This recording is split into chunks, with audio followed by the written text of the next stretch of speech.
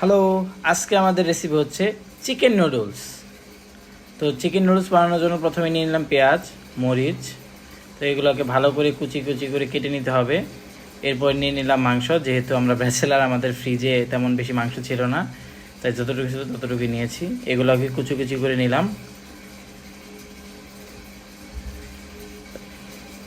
এরপর কড়া গরম করে সেখানে পানি দিয়ে দিলাম। পানিটা গরম করতে হবে ভালো করে। তো নুডলসগুলো গরম করা পানিতে বা পানি যখন ফুটতে শুরু করবে তখন সেই নুডলসগুলো পানিতে দিয়ে দিতে হবে। তো আমরা আজকে রান্না করছিলাম হচ্ছে 4টা নুডলস, যেহেতু আমরা 4জন ছিলাম।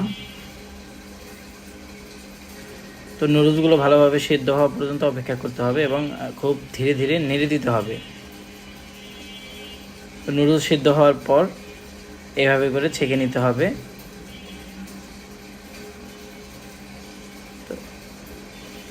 এরপর চিকেনগুলো আলাদা করে সিদ্ধ করে নিতে হবে এবং চিকেনের সাথে আমরা দিয়ে দিয়েছিলাম গাজর কুচি। তো দুইটাই ভালোভাবে সিদ্ধ করে নিয়েছি। তো এরপর আমরা কড়াই দিয়ে দেব তেল। সয়াবিন তেলটা যেহেতু আমরা খাই, তো সেই ক্ষেত্রে সয়াবিন তেলটা ইউজ করেছি। এখন দিয়ে দেব যে মাংসটা আমরা সিদ্ধ করেছিলাম, সেই মাংস এবং গাজর। এটা ভালো করে তেলে ভেজে নিতে হবে।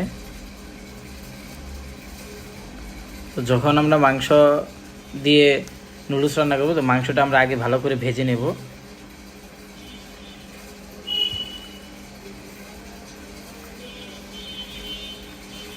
তো এরপর আমরা দিয়ে দিচ্ছি কিছু মশলা।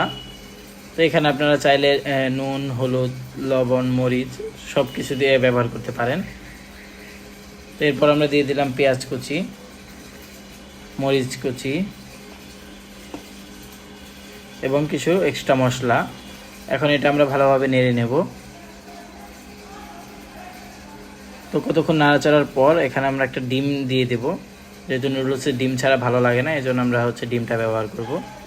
তো ডিমটা মাঝখানে দিয়ে ভেজে নিচ্ছি, না হলে দেখা যাবে ডিম যদি সবগুলোর সাথে একসাথে মেখে নেই, তাহলে আমাদের যত সব মশলা আছে সব ডিমের ভেতর চলে যাবে, বাইরে কোনো মশলা অবশিষ্ট থাকবে না। এই জন্য মাঝখানে জায়গা ফাঁকা করে আমরা ডিমটা ভালো করে ভেজে নিচ্ছি।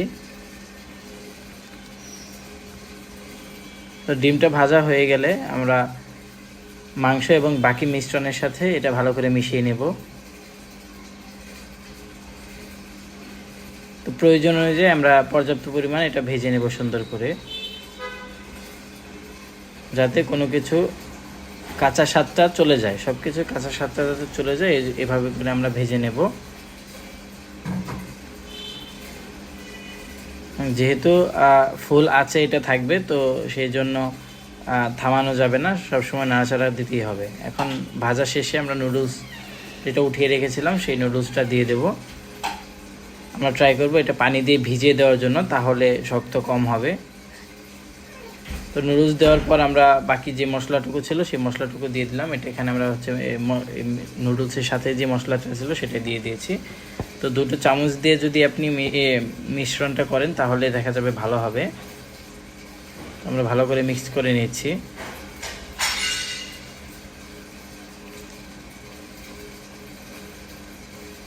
ভালো করে মিক্স করে নিয়ে